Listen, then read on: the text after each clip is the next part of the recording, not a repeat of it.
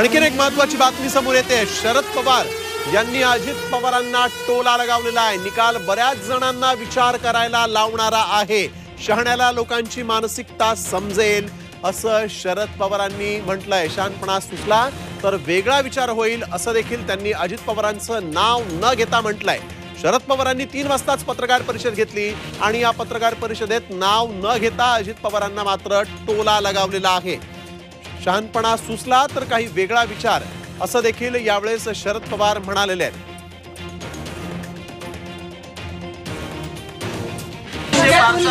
कुठून बाहेर पडले त्यांना या निकालानं धडा मिळाला असं वाटतं तुम्हाला?